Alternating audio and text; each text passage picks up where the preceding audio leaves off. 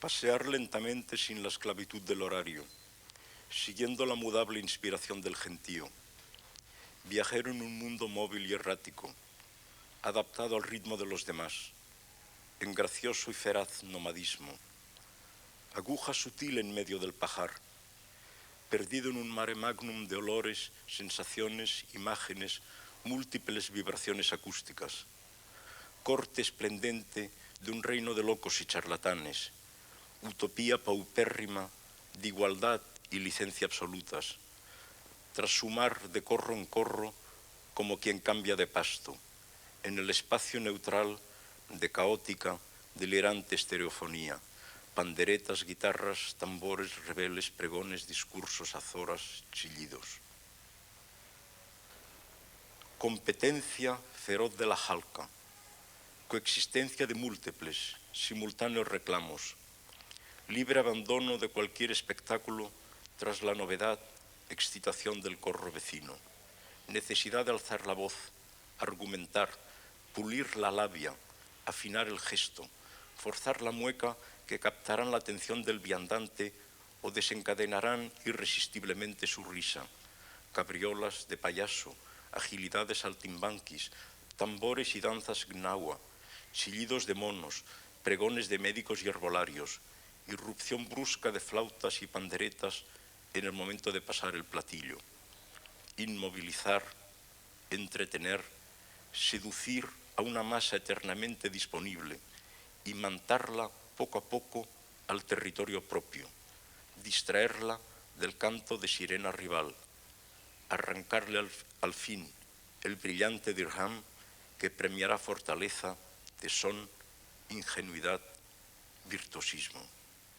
El más riguroso escritor español, Juan Goytisolo, a quien podría considerarse casi un asceta de la literatura y para algunos es un sumo sacerdote, es autor, entre otras novelas, de Señas de Identidad, El Conde Don Julián, Juan sin Tierra, Macbara, El Sitio de los Sitios, La Saga de los Marx y Paisajes después de la batalla. Ha escrito además espléndidos reportajes sobre el drama de Sarajevo, de Argelia y del Medio Oriente. Juan Goytisolo, ¿cuándo empezó tu interés por el mundo árabe? En realidad empezó a mi llegada a Francia. Cuando me instalé en París, hacia el año 56 o 57, era el periodo de la guerra de Argelia. Yo había llegado de una forma muy inocente a París, saliendo de la España franquista. París era un paraíso. Y las nociones de libertad, igualdad y fraternidad eran para mí los ideales políticos que encarnaba Francia. Pero pronto advertí que se aplicaban a los franceses y no a los numerosos argelinos que eran objeto de redadas, de persecuciones, incluso de asesinatos como ocurrieron en el año 61. Con mi mujer Monique Lange formamos parte del grupo de intelectuales franceses que de alguna manera u otra colaboraron con el Frente de Liberación Nacional Argelino. Este fue mi primer interés y al concluir la guerra fui invitado por el gobierno de Ben Bella a Argelia. O sea, empecé mi conocimiento o mi contacto con el mundo árabe a través de Argelia. Juan, ¿puede entenderse la historia de España sin la aportación musulmana? No, me parece que no se puede explicar la singularidad artística y literaria de España sin tener en cuenta el elemento árabe y también el elemento judío. Es decir, España es un país occidental y es un país europeo, pero con un pasado distinto de los restantes países europeos occidentales. Es decir, no ha habido en Francia ni en Italia siquiera un mudejarismo artístico, un mudejarismo literario como el que hay en España, ni una aportación lingüística que convierte casi al español no en una lengua exclusivamente latina, sino una lengua mayoritariamente latina, pero minoritariamente árabe. Hay 4.000 vocablos de origen árabe en la lengua española, usados o no usados. Ocurrió en una época en que la ciencia, la filosofía, la cultura estaba representada por los árabes y los castellanos se vieron obligados a tomar palabras del árabe, como ahora, digamos, los que trabajan en el mundo técnico se ven obligados a tomar todas las palabras del inglés. Esto fue lo que ocurrió. Y está completamente viva la lengua árabe dentro de la lengua española. Bueno, en el siglo XVI se realizó paralelamente a la expulsión anterior de los judíos y a la expulsión posterior de los moriscos, una especie de limpieza étnica lingüística. Y los términos que pudieron ser sustituidos por términos latinos lo fueron. Pero había otros que era ya imposible de desembarazarse de ellos y son los que han permanecido en la lengua española. Juan, durante un tiempo se escondió y se mutiló ese legado. De un modo u otro se sigue ocultando la influencia de la cultura árabe en la cultura española. Por ejemplo, en el terreno literario, la razón es muy simple, es lo que yo llamo la maldita especialización que hace que los arabistas se ocupen únicamente de la lengua árabe y los latinistas de la lengua castellana sin conocimiento de la cultura árabe ni de la lengua árabe. Entonces ha hecho que hasta Américo Castro concretamente se hacía una lectura latino-eclesiástica de la literatura española de la Edad Media, cuando es obviamente necesario el conocer la literatura árabe, porque los modelos que inspiraron durante casi 4 siglos a los escritores castellanos eran modelos árabes. Es decir, el Cantar del Mío Cid pues, es el primer texto escrito en castellano, pero sus modelos pertenecen a la épica árabe. La influencia de la cultura árabe en el infante don Juan Manuel, en el conde Lucanor, está probado que el origen de casi todos los cuentos y leyendas son orientales. El libro de Buen Amor es una obra puramente mudéjar, es decir, en ningún país occidental se escribía con la libertad con la que escribe Juan Ruiz, así que podría pasar por cínica, pero no, pasa de intentar seducir a una monja y cuando la monja no se deja seducir, pues rezar a la Virgen.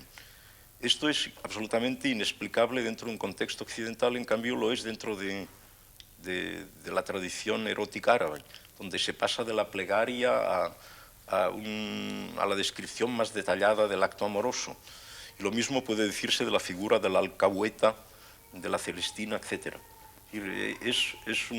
No se puede entender esta riquísima literatura que no tiene parangón con la literatura del resto de Europa Occidental sin un conocimiento de la cultura árabe. ¿Eres un conocedor profundo del Corán? No, lo he leído naturalmente, como he leído la Biblia, como he leído los Evangelios, pero es necesario para tener un conocimiento de la sociedad, de las costumbres y de la cultura árabe. ¿Es necesario aprender el Corán para escribir sobre el mundo musulmán religioso? Bueno, es que hay muchas maneras de ver la religión. Hay la manera de los religiosos que siguen un sistema de principios o de dogmas o de creencias. Y hay, por ejemplo, pues también la manera altamente literaria de los sufís. Por ejemplo, yo tengo una devoción sin límites por San Juan de la Cruz, que me parece el poeta más hermoso de la lengua española.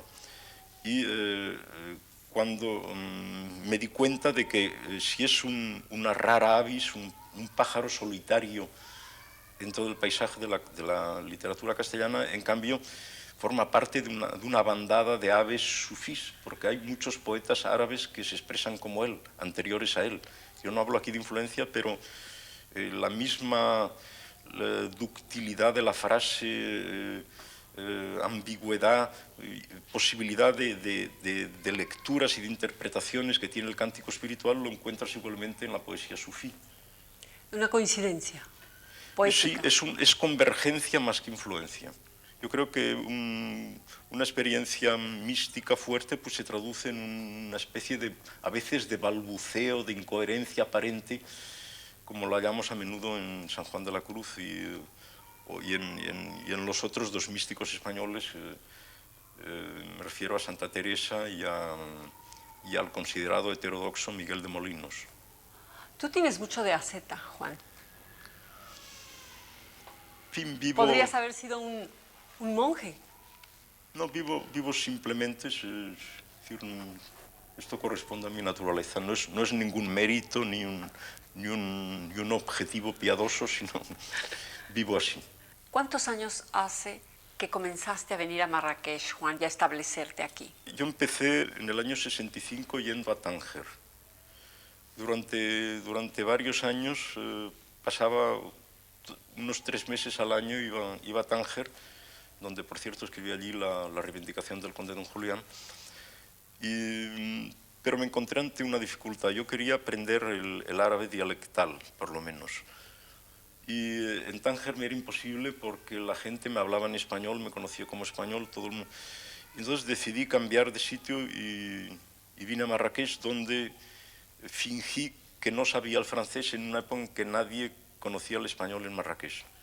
Pero añadí a continuación, hablo un poco el árabe. Entonces ya todo el mundo empezó a hablar conmigo en árabe y de esta forma aprendí, con bastante rapidez. En aquella época, debo decir, tenía un oído mucho más fino del que tengo ahora. Pero lo aprendí en la calle, en la plaza y luego a continuación a escribirlo y a leerlo. ¿Puedes escribir el árabe entonces? Puedo escribir el árabe que hablo, es decir, el árabe coloquial, el árabe dialogado. No el árabe, lo que llaman la arabía al-fusha, el árabe clásico, no. Lo que sí puedo es, a veces pues me han hecho en televisión entrevistas en árabe, pero respondo con el árabe hablado de la gente, no con el árabe de los profesores o de los intelectuales. Tú has trazado ejemplarmente la influencia árabe en la literatura española, el Arcipreste, la Celestina, Cervantes. Sí, en Cervantes es muy claro que aprendió muchísimo durante su estancia en Berbería, en Argel, cuando fue apresado por los turcos después de la batalla de Lepanto. De una forma u otra tuvo conocimiento de una serie de tradiciones árabes y demuestra un conocimiento del mundo musulmán que no existe en la literatura española desde el Arcipreste. Únicamente en Dante, gracias a la influencia que tuvo la traducción del libro de la Escala del Profeta en la concepción escatológica de Dante, es en Dante y en Cervantes donde hallamos dos autores geniales que tienen un conocimiento de la cultura musulmana. ¿Dónde escribes mejor, Juan? ¿En Marrakech, en Marruecos, o en Francia, en París? En los últimos 20 años he escrito tanto en un sitio como en otro, pero me es más fácil hacerlo aquí porque estoy en... La ciudad se presta a ello, es decir, en Francia llega un momento en que tengo que defenderme de todo, de las visitas, de las entrevistas, de la gente que... y entonces logro escribir, pero perdiendo de alguna manera mi humanidad, mi sentido de la hospitalidad, que para mí es importante, o el sentido de la amistad. Y en Francia no lo puedo mantener. En cambio, cuando estoy aquí, la ciudad me permite a la vez trabajar y vivir. Es decir, trabajo, me levanto temprano y luego, pues, si viene gente a verme, puedo recibirla bien, puedo conversar con ellos. Es decir, que para mí es un lujo extraordinario el poder siempre ser una persona. No un personaje, sino una persona. ¿Y tienes amigos en Marrakech?